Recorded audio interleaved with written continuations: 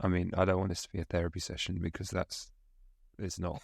You're good. It's not, I'm willing to. it's not the right. I'm willing to share whatever you wherever you want to go.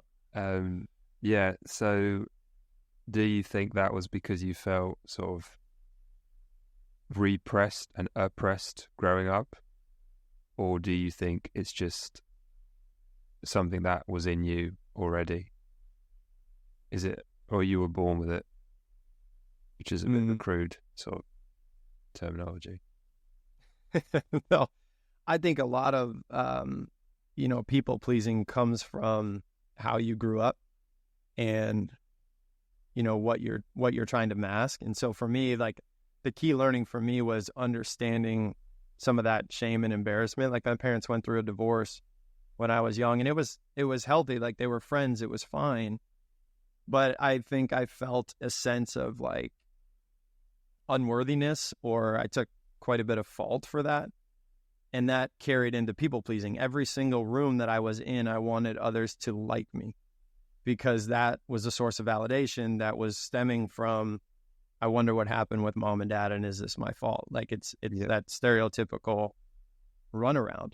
So I don't think I was born with it. For me, I think it was a learned behavior that I had to go see exactly what was going on.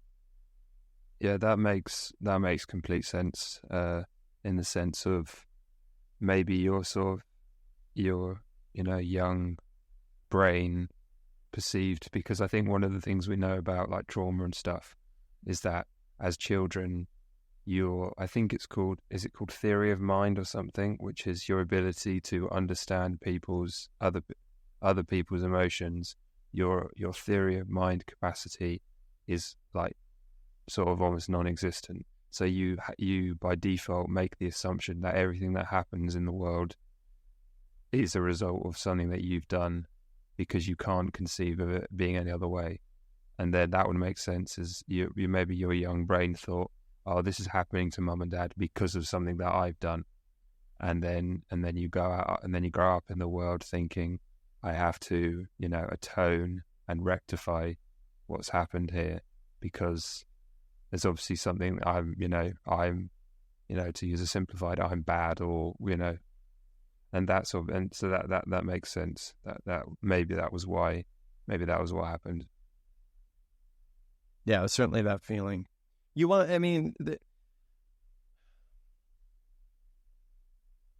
When we talk people pleasing, it's simply like we want everybody to like us. We want validation in them, in remembering us from a party or having a good time around us, or feeling like, they were welcomed and it was a warm, reception and conversation, all of that. All we do is put our lens on the other person, which doesn't sound all that bad. And I don't think that it is, right? Like we're talking about being in good conversation and making other people feel good. That's great.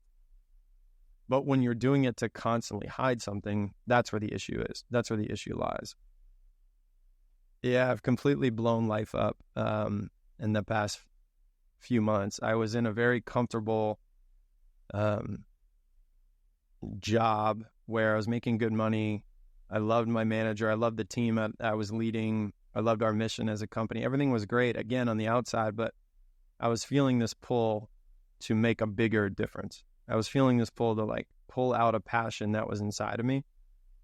And I was sleeping in like a really comfortable king bed, and it's uncomfortable to think about leaving that, right? And obviously that's a metaphor for life, to go make things uncomfortable and worry about other people's opinions and all of that wrapped into like, maybe I'll just stay right here. Maybe I'll just continue doing what I'm doing. And I think part of the breaking point that I hit was like, I don't have a choice in this. Like, you have to go follow what's on your heart. And for me, that's just helping men win that battle that's going on inside of them. So that's what I'm up to right now. I've started a group called Betterment. We're just getting going. It's a group of guys that get together and just talk about the hard things, like the things that are actually going on in life. The issue for me, Ollie, I guess you can say in the States anyway, it's very popular for a group of guys to go on a golf trip for 3 or 4 days and have a ton of drinks and a ton of laughs, and you come home and you feel like emptier. Like, that was a great trip and we laughed the whole time, but like, I didn't even, I'm the godfather to one of those guys' kids. I didn't even ask about the kids. Like, there wasn't depth to it. And so I was really starting to struggle with that. Is like, where is that deeper connection? What is actually going on? I want to know more about your life. I want to know things that you're struggling with. So all of that fueled a passion to set up a group where we can get together, learn from each other, communicate differently with each other, and keep it just in a really vulnerable space. That has since turned into, I'm just getting going on a podcast. It's brand new, called Betterment. So that's really the fuel for that passion piece, is like I had to leave everything that I was comfortable with to go lean into, starting something that I was on fire with inside. So as Betterment is building, I've also started a business or a brand called C3 Mindset. And that is where I'm traveling right now, talking to corporate America teams and athletic teams, just helping them win within. My whole theory is that if you can take care of some things, if you can look at some things, if you can better understand yourself inside, I think the better your performance is going to be, whether it's in sales, marketing, HR, athletic performance, whatever your task is daily from your work. I think you're just going to be better off and perform better the more you look within. Who are you? Like, answer the question, who am I? Like, it's an easy question, but it's a hard answer if you haven't thought about it. And then what are your 4 values that you stand on? And these are the ones that, like, you are unwavering in these values. This is who you are. This is what you're about. If I talk to your friends, your family, those closest to you,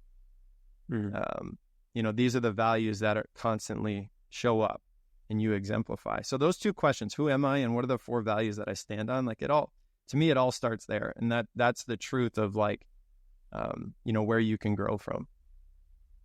And when you ask someone who are you, do you mean in terms of, like, at their core, like their core person? Yeah, this is where it gets interesting, because most answers are labels from the external world, right? Yeah. Like, I am a banker. I am this or that, right? It's a title. So the question is, if that changes, do you change? Right? So I work a lot with athletes right now. I'm an athlete. I'm a basketball player. I'm a student athlete. Great. If that changes, do you change? Right? And you can kind of see that stumped look where it's the realization that we're attached to things on the outside world. Right? And so it's uncovering a step further. It's discovering a little bit more about what's going on inside and a little bit more about who you are. That creates the foundation to stand on. So if things change, if you get fired from being a banker tomorrow, who you are and the values that you stand on, those don't change. You have a true compass on what those are and what you're about.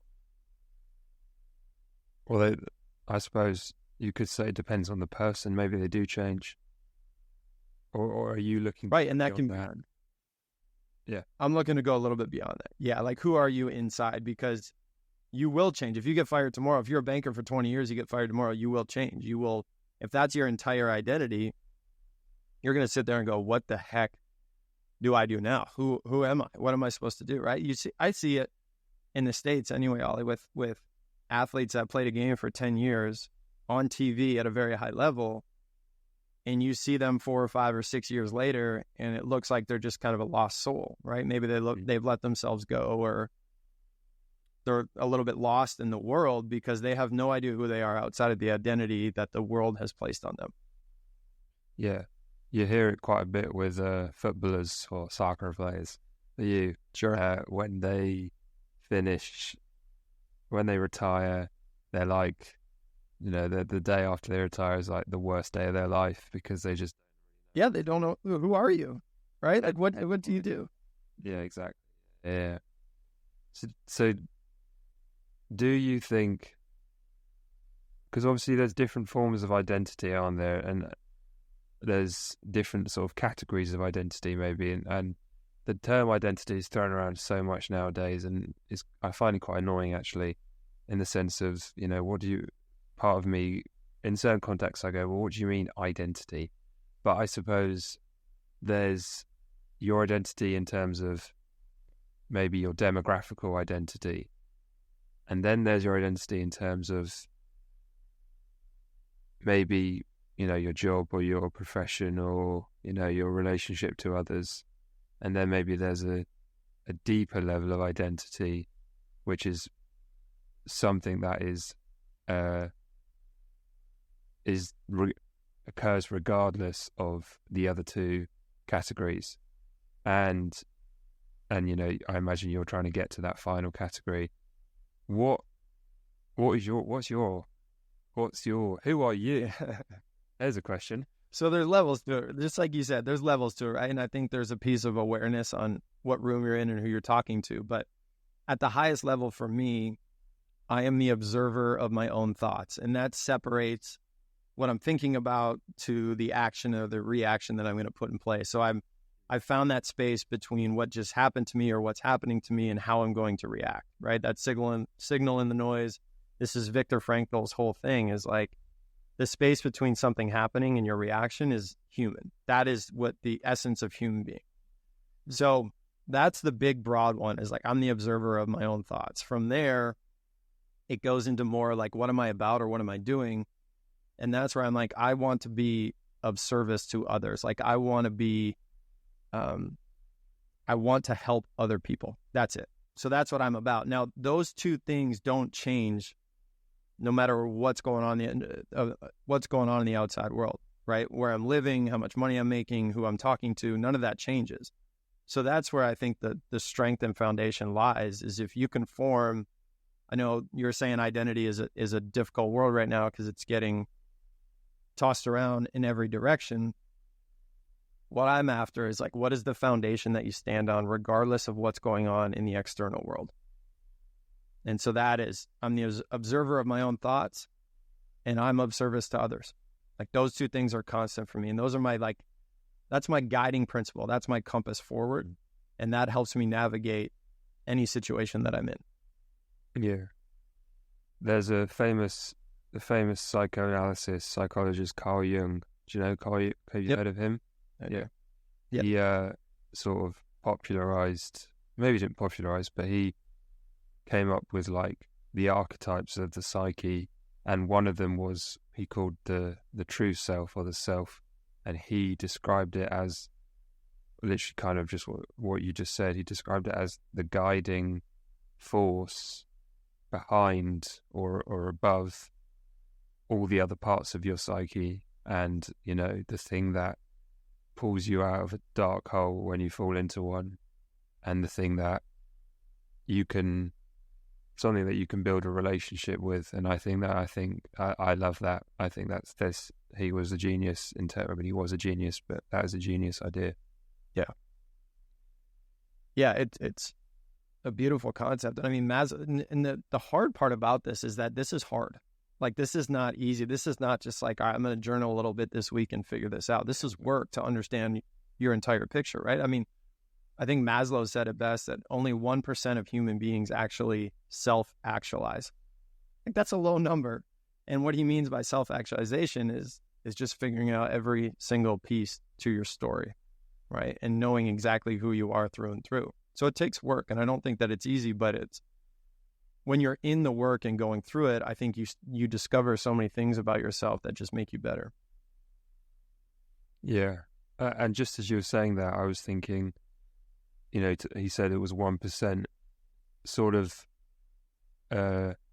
reactively, your brain, or maybe someone would assume that those would be the highest performing and most successful people in society. But actually, it may actually not be those people. It may be the people who you least expect that sort of gain that level of self-awareness. And maybe not, but you know, there is definitely that's an interesting point. Maybe it isn't the people that you assume are the ones that are self-actualized. Maybe they're on a treadmill, and they probably are on a treadmill, to be fair.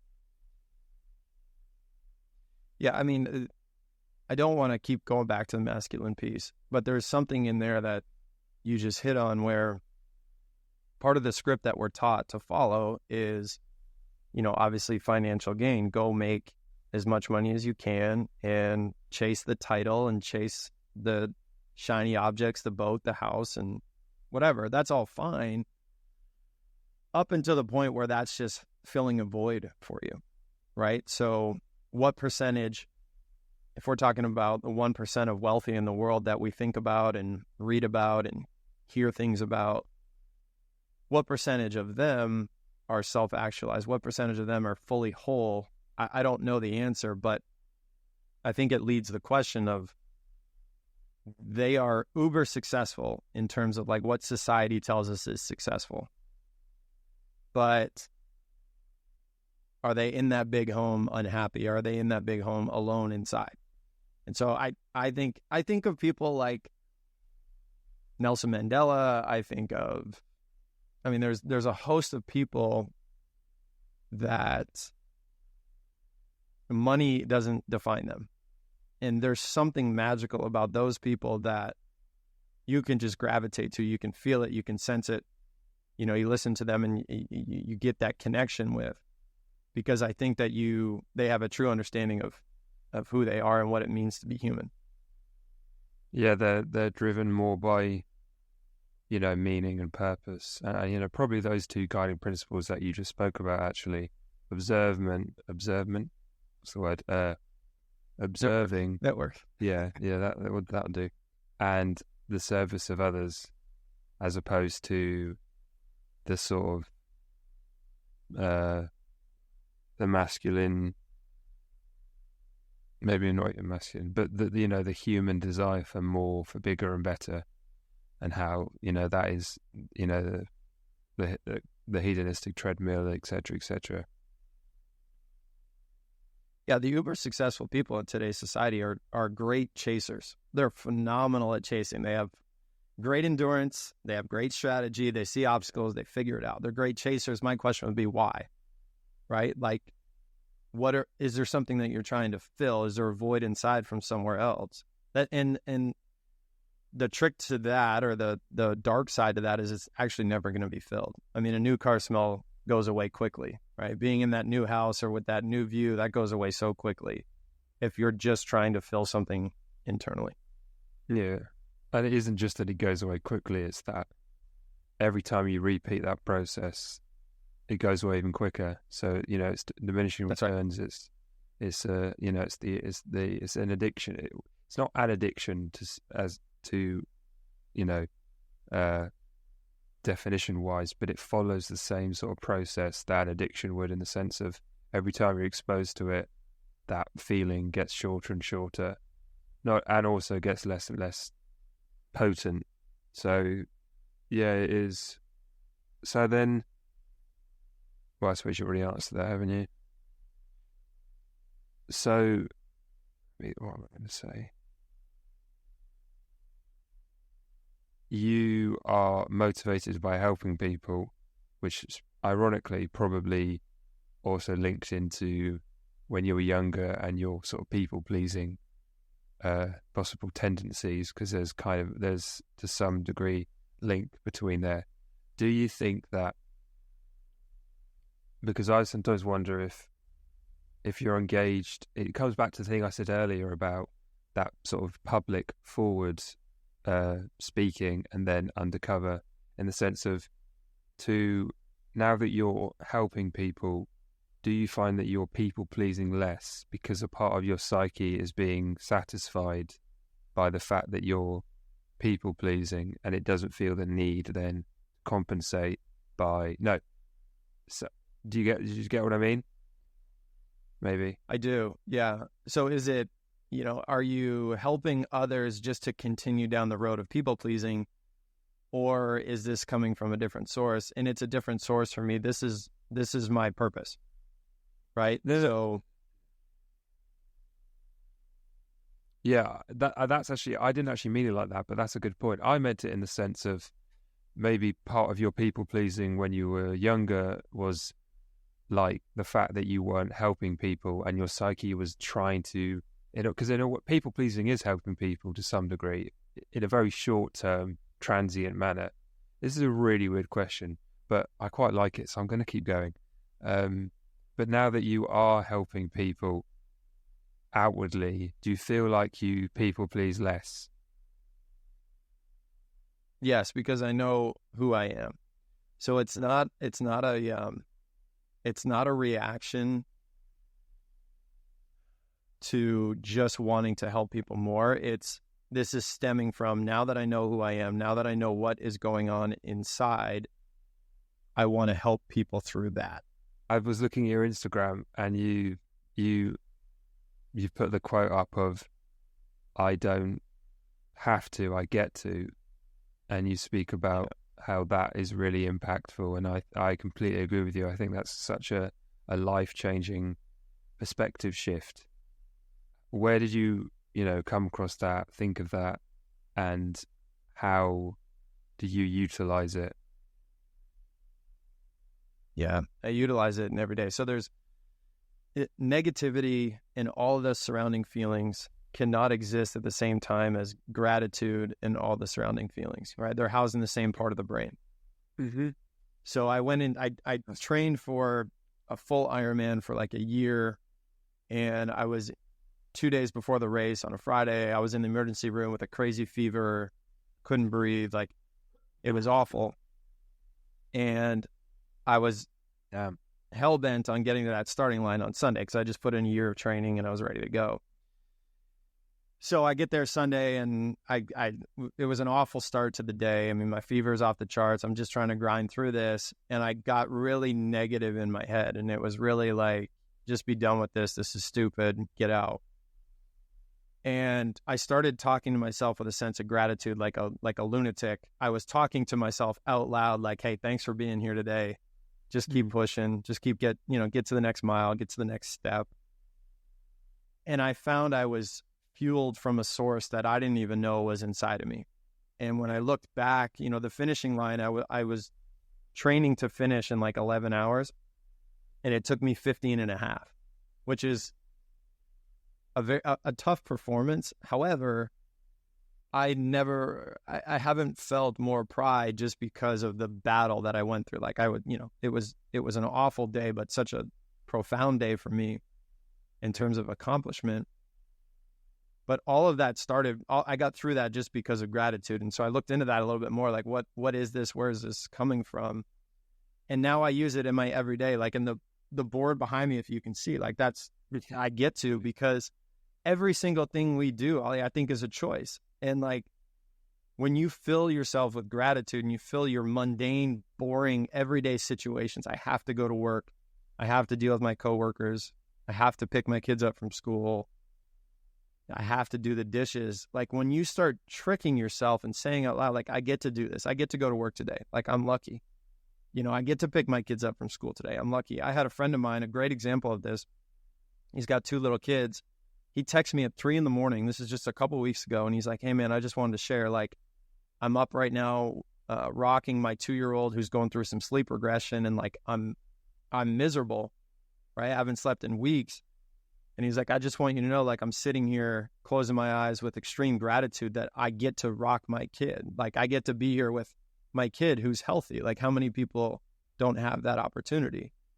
And then he texted me again when he woke up at 8 a.m. and he's like, man, I haven't slept, but I couldn't be more alive right now. I couldn't feel more fresh because of gratitude. So there was something in that race that triggered for me. And I've been using it in my everyday life, that like, everything you do is a choice, and how you show up and the mindset that you bring with you is a choice. So that I get to perspective changes everything in your life. Everything. Yeah. And there's a lot of, like, gratitude is really is such an incredible asset and piece of, like, kit to add to your arsenal for anyone in life, whether you're struggling, even if you're not, it's still just a brilliant thing to do. But the thing about gratitude maybe is some people look at it and think, oh, it's a little bit,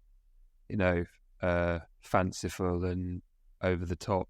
But the great thing about a simple phrase like I get to is that it's so easily implementable. You don't have to journal, I'm grateful, etc. You don't have to meditate on gratitude or anything. You just have that simple 3 words, paradigm shift, I get to. And, even just doing it now, because then you think of, well, there are some people that don't get to do what you're about to do. And it's just being able to get up and walk is such a, it's a miracle that we can do that. And as much as I always say this is one of those things that you need to practice when you're feeling good, because when you're feeling bad, that's the real test. It's all right when you're in a good mood and you go, yeah, I get to do this. But when things are hard and you just think, just fuck off. And then you to learn to say, I get to in those moments, that's the hard grind. I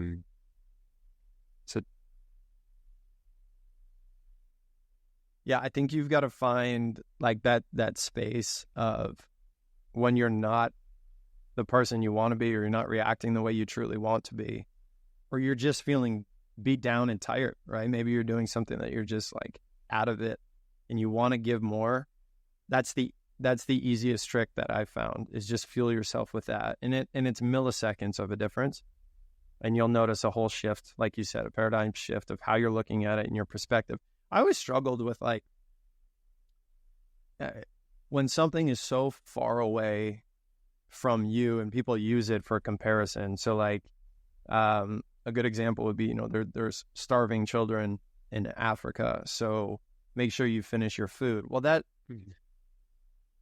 just feels so far away from me that I don't think that that's truly going to impact my day to day, right? But I think if we can take the mundane things that we are able to do and realize that you're lucky to be in that space, and you show a little bit, like not much, like you said, this isn't a full journal 3-hour gratitude meditation every day. This is just, hey, simple.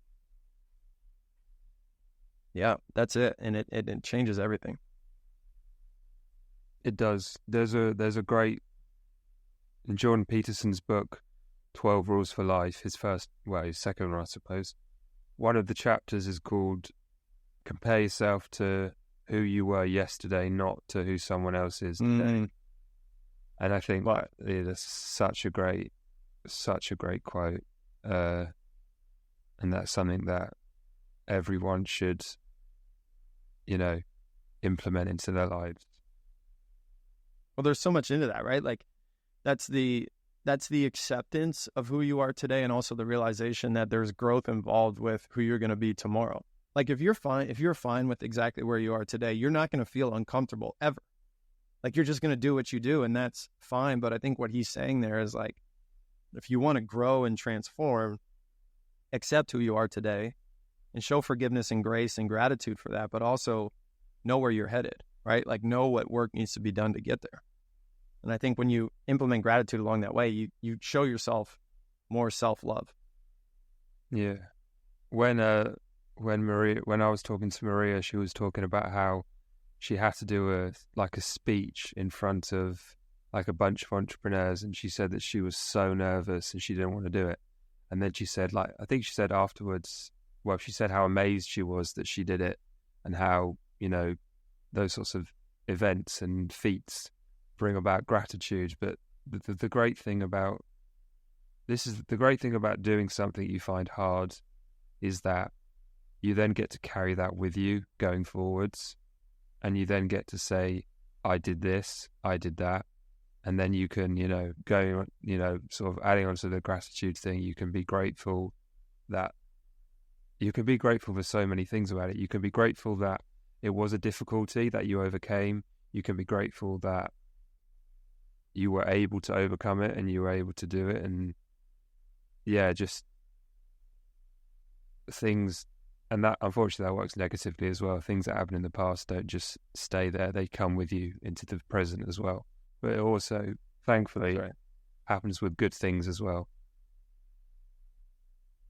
Yeah, I think that you're describing right there too is confidence. Like we all want confidence. We all want to feel like we're capable of handling different situations when they pop up. But confidence comes from two big places, and it's inner talk, right? That inner speech is very important. That frames everything from your, words make the pictures, make the beliefs, make the actions. That's inner talk. That's one. But two is evidence, right? Like confidence comes from evidence. Mm-hmm. So when you have great inner talk and you're fueling it with gratitude into evidence of things that you've done, and I think you look around the world today, I mean, you're seeing these crazy endurance sports, 100-mile runs, and these Spartan races and these big endurance sports, they're taking off. Like that brand is exploding. because people are addicted to like, oh, I want to try and do hard things because it sets up everything in life. You know, it takes you completely out of your comfort zone. So whether you're giving a speech in front of 150 other entrepreneurs and you feel like you're out of place, or you're jumping on a podcast that you don't feel like you belong on, or you're writing a book or whatever, that confidence comes from great inner talk and then great evidence. I think that's exactly what you're saying with what happened with Maria. Yeah. Let's talk a little bit about, we won't take up too much of your time because I'm sure you got things to do on a Tuesday. I'll chat all day with you, man. I'm enjoying it. Okay, good. Me too. So what are some of the most common problems that crop up when you're talking to people and they come up to you and say, yeah, but Chris, what about this? Or, but Chris, etc. Or are there not any? Is it always different? No, I think the biggest common theme is fear. Yeah. Always comes up, which feeds into that, you know, that change is let me think on that for a second. The most common thing that, fear of change or fear of growth, I would say. And the biggest thing in that is because it's unpredictable, right? Like the imposter syndrome is getting a lot of attention right now, and I think rightfully so, because when you feel fear or when you feel like antsy and anxious about something, you're simply worrying about something that hasn't happened yet, right? You're worrying about the future, and most of that is in your imagination. And so being able to harness that, being able to like understand why it's there and what it's doing for you and how it's a teacher and what you can do to use that as fuel is like, that's the main trick. But the most constant thing I hear is just, I don't say excuses, because I think they're validated in a sense that they don't want to be unpredictable. They don't really want tomorrow to be uncomfortable. They want to know what it looks like and feels like, which is fine up until the point that you also want tomorrow to look a little different. You can't have both. And so when we talk to, you know, corporate America teams or athletic teams or men one-on-one or men in a group, it's where you are today, where are you going? There's a lot of fear in that process of change, right? And this is why it all stems back to, you have to know who you are and you have to know your values. Like, that's your foundation. Then we can build that from there. We can name our imposter and welcome it in and continue to move forward. But it all is kind of full circle with fear being the leading way. Like, I don't want to do something that makes me uncomfortable. I don't want to change. I can't do that. Or I don't know anything. I'm not a good singer, so I'm not going to sing, or I'm not an artist, so I'm not going to paint. And it's like, that's not what we're talking about. Like, if you want to transform and grow, you have got to dive into that. You've got to learn how to manage fear. Yeah, because when you say fear of change and fear of growth, the thing about, you know, when I sort of think about that in my mind, that doesn't, you know, fear of change almost doesn't really mean anything in the sense of what if someone said, oh, I'm scared of the change, you'd have to dig a bit deeper there, wouldn't you? And say, well, what does it actually mean? What sort of like tangible, real world consequence is it that you're afraid of? And I suppose maybe the answer to that would be, I don't know. I think it's situational, but I think yeah, a lot of fear stems from what we've been told our entire life, and you're asking me to do something a little bit different. So our comfort zone typically comes from our parents and our friends around you. They're going to be the ones that are like, don't blow your life up. That's crazy. Don't leave this job of 12 years and do something different. Don't you dare start a podcast. There's a lot of people doing that. Don't you dare write a book. Like, because they just want to keep you safe. They want to keep you right here. They don't want you to feel embarrassed or feel like you're going to fail or any of that, right? So whatever the circumstances to your question, I think the main crutch of that is just your safety net around you is keeping you safe. And that's why, that's love, that's support, that feels beautiful. And that's why I think it takes a lot of courage to jump through that. It does. But I always say, another quote that I say a lot from Carl Jung that I think is brilliant is, he said, or something along the lines of, that which you need most will be found where you least want to look. And 100%. and that's, almost, if anyone out there, I always think if anyone is struggling and doesn't know what to do, listen to that little voice in your head that's saying you should do this, or that thing that crops up sort of all the time that you just put off. No matter how small it is, tackle that, because that's what that inner guide is pulling you or pushing you towards, and start from there. Get the ball rolling. Yeah. You don't know how to get the ball rolling. I think you're right. I think that you're absolutely, I couldn't agree with you more. And I think that stems from like the shadow work and understanding some inner child stuff. Like if people have asked me, how do you find your purpose? Like that's an individualized question. I don't think that the outside world will give it to you. But I think that you have a really good chance to find it if you think about what you are trying to teach yourself, or what pain is inside of you that's holding you back. I think if you look within that, like you're your own best teacher. You become the teacher you needed. You become the coach you needed. So finding purpose is to me, it starts with looking at the work that you have to do. It starts with looking at your pain within.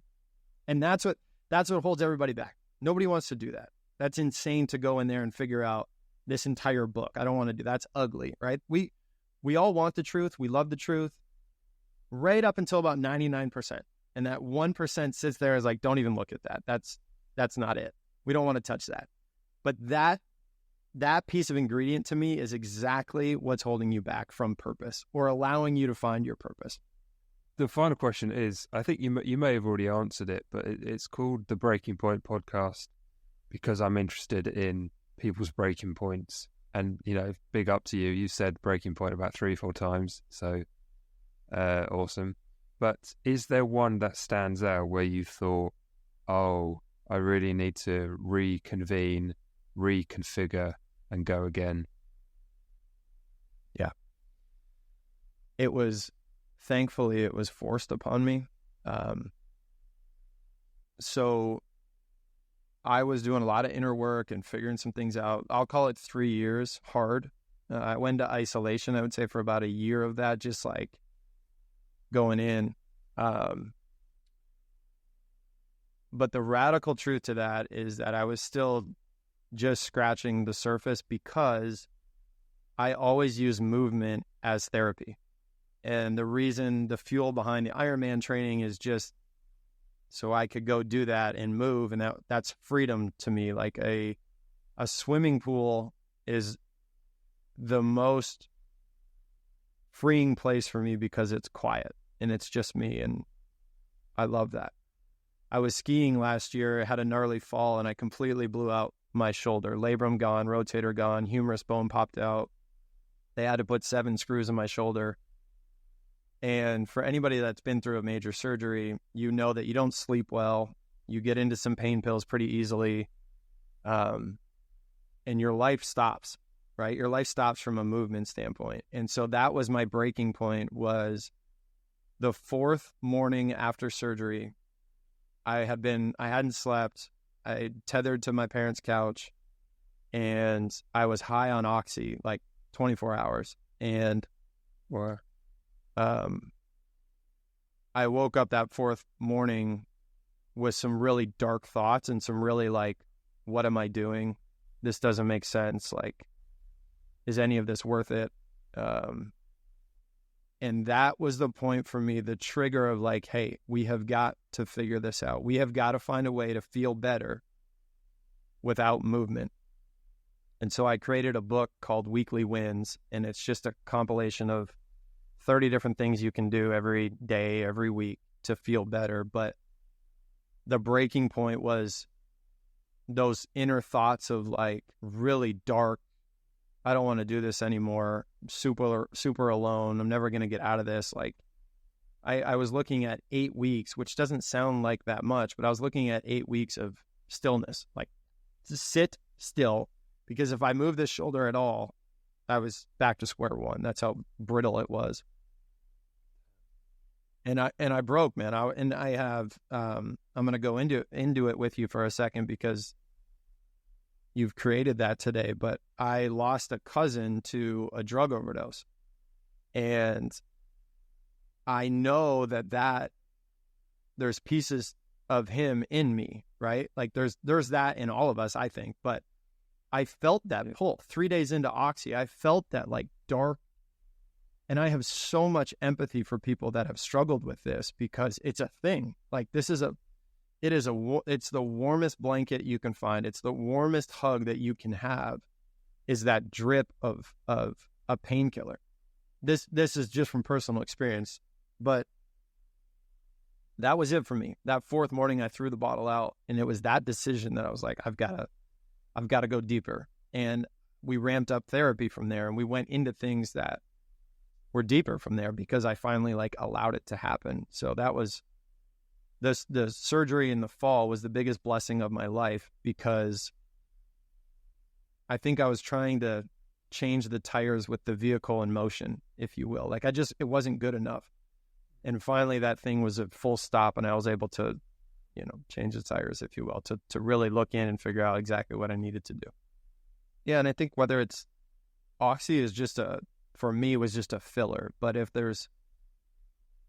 we all have something. Yeah, exactly. It can be anything. Right? Online shopping, porn, alcohol. Something is there in your life that is filling a void. And I just happened to be blessed with seeing it like magnified within 3 days. Everything that I needed to look at. So that is the biggest blessing of my life, to slow me down and figure that out. I have a book right now with an editor that should be out in a couple months, called Blind Spots. And brilliant name. The genesis and the love and my soul is poured into that book, because it's everything that I was feeling, everything I was masking, and the things that I was not seeing that were affecting me and holding me back. And again, that having surgery and having to sit still was exactly what I needed. So thankful for that.